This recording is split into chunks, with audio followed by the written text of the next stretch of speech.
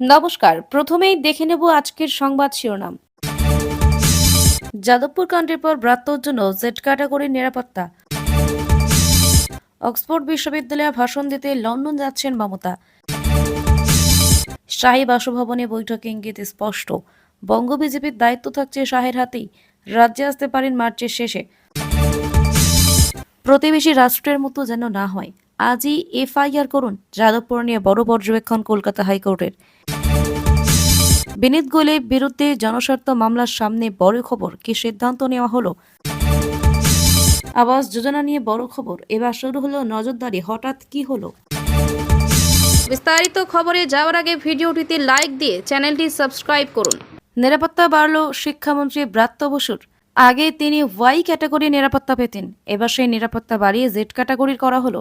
গত শনিবার যাদবপুর বিশ্ববিদ্যালয়ে যে ঘটনা ঘটে তাতে অসুস্থ হয়ে পড়েছিলেন ব্রাত্য বসু। বিশ্ববিদ্যালয় চত্বরে চরম বিক্ষোভের মুখে পড়তে হয় শিক্ষামন্ত্রীকে।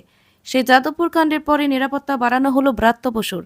গত শনিবার ওয়েব কুপার একটি বৈঠকে যোগ দিতে গিয়ে প্রবল বিক্ষোভের মুখে পড়তে হয় ব্রাত্য বসুকে। তার গাড়িতে ভাঙচুর চালানো হয় বলে অভিযোগ। পরিস্থিতি কার্যত নিয়ন্ত্রণের বাইরে চলে যায়। মূলত ছাত্র সংসদ নির্বাচনের দাবিতে শিক্ষামন্ত্রীকে ঘিরে আন্দোলন করছিলেন ছাত্ররা। অভিযোগ ওঠে, বিক্ষোভ চলাকালীন ভেঙে দেওয়া হয় মন্ত্রীর গাড়ির লুকিং গ্লাস। মন্ত্রী জানান, গাড়িতে ইট ছোড়া হয়, হেনস্থার জেরে অসুস্থ হয়ে পড়েন তিনি। প্রাথমিক চিকিৎসার জন্য তাকে এসএসকেএম হাসপাতালের ট্রমা কেয়ার সেন্টারে নিয়ে যাওয়া হয়। ধস্তাধস্তির মধ্যে এক পড়ুয়ার মাথা ফেটে যায়, আহত হন দুই অধ্যাপক। তুমুল উত্তেজনার সৃষ্টি হয় যাদবপুর বিশ্ববিদ্যালয় চত্বরে। গাড়ির চাকার চোখের পাশ দিয়ে চলে যাওয়ায় আহত হয়েছেন প্রথম বর্ষের ছাত্র ইন্দ্রানুজ। বর্তমানে হাসপাতালে চিকিৎসাধীন তিনি। এই পরিস্থিতির মধ্যে শিক্ষামন্ত্রীর নিরাপত্তা বাড়িয়ে দেওয়া যথেষ্ট তাৎপর্যপূর্ণ। আমন্ত্রণের কথা গত বছরই জানিয়েছিলেন মুখ্যমন্ত্রী মমতা বন্দ্যোপাধ্যায়। এবার সেই অক্সফোর্ড বিশ্ববিদ্যালয়ের আমন্ত্রণে সাড়া দিয়ে লন্ডনে সফরে যাচ্ছেন মমতা। আগামী 21শে মার্চ তিনি বিদেশ সফরে যাচ্ছেন বলে সূত্রের খবর। বিশ্বের অন্যতম প্রথিতযশা শিক্ষা প্রতিষ্ঠান অক্সফোর্ড বিশ্ববিদ্যালয়ে ভাষণ দেবেন তিনি। সূত্রের খবর, আগামী 21শে মার্চ কলকাতা থেকে বিমানে দুবাইয়ের উদ্দেশ্যে রওনা হবেন মুখ্যমন্ত্রী। সেখান থেকে যাবেন লন্ডন। অক্সফোর্ডে ভাষণ দেওয়ার পাশাপাশি মমতা আরও কয়েকটি কর্মসূচি রয়েছে। সেখানে কয়েকজন শিল্পপতির সঙ্গে কথা বলবেন তিনি। কি বিষয়ে তিনি ভাষণ দেবেন তা জানা যায়নি। এর আগে 2020 সালে অক্সফোর্ড ইউনিয়নের আমন্ত্রণে মমতার ভাষণ দেওয়ার কথা ছিল। শেষ মুহূর্তে অক্সফোর্ড কর্তৃপক্ষের তরফে ইমেল করে জানিয়ে দেওয়া হয়েছিল যে আপাতত স্থগিত থাকছে ওই অনুষ্ঠান। শেষ মুহূর্তে অনুষ্ঠানটি পিছিয়ে দিতে হয়েছে বলে জানিয়েছেন অক্সফোর্ড ইউনিয়ন। আর সেই ঘটনায় ক্ষুব্ধ হয়েছিলেন মমতা বন্দ্যোপাধ্যায়। 2015 সালে লন্ডন সফরে গিয়েছিলেন মুখ্যমন্ত্রী মমতা বন্দ্যোপাধ্যায়। তার সফর সঙ্গে হয়েছিলেন রাজ্যের তৎকালীন কয়েকজন মন্ত্রীও। সেই সময় বাকিংহাম প্যালেসে গিয়েছিলেন মমতা বন্দ্যোপাধ্যায়। তৎকালীন অর্থমন্ত্রী অমিত মিত্র, কলকাতার তৎকালীন মেয়র শোভন চট্টোপাধ্যায় ছাড়া সঙ্গী ছিলেন সৌগত বসু, ডেরেক ও ব্রায়ান ও দেব।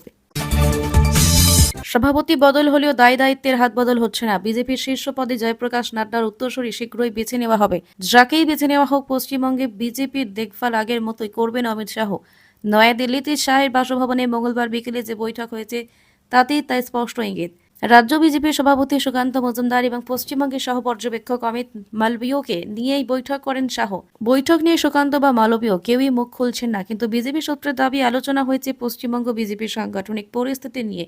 কারণ সুকান্ত যেমন বিজেপির রাজ্য সভাপতি, তেমনি মালবীয় বঙ্গ বিজেপির দায়িত্বপ্রাপ্ত সহ পর্যবেক্ষক। বিজেপি সূত্রে খবর, অদূর ভবিষ্যতে বঙ্গ বিজেপির চেহারা কেমন হতে চলেছে তা নিয়ে আলোচনা হয়েছে শাহের বঙ্গ সফর নিয়ে।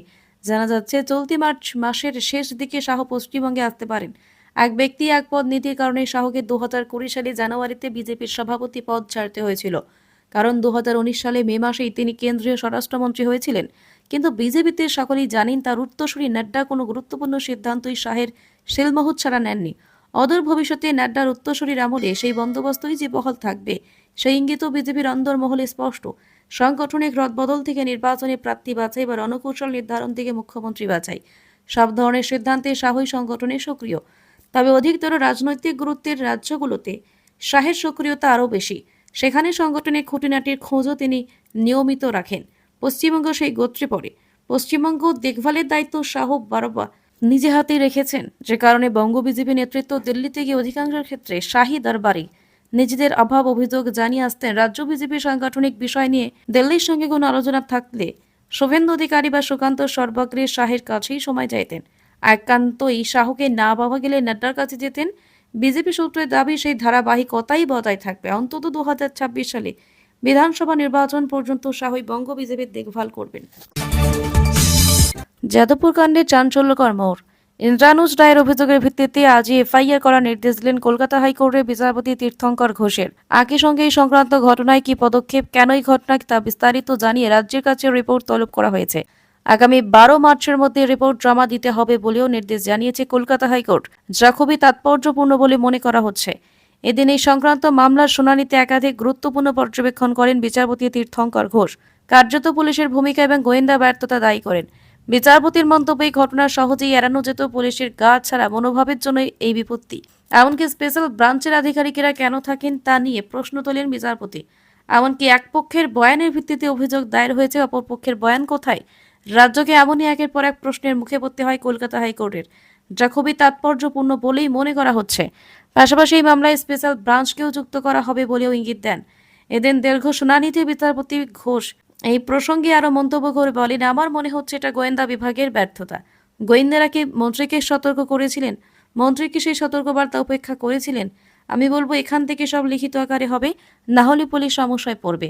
কড়া মন্তব্য বিচারপতির। শুধু তাই নয়, বিচারপতি তীর্থঙ্কর ঘোষ বলেন, নিরাপত্তা প্রাপ্ত ব্যক্তির কাছাকাছি যদি বিক্ষোভকারীরা চলে আসেন সেক্ষেত্রে সমস্যা হবে। প্রতিবেশী রাষ্ট্রের মতো যেন না হয় তা নিয়ে কার্যত সাবধান বাণী বিচারপতির।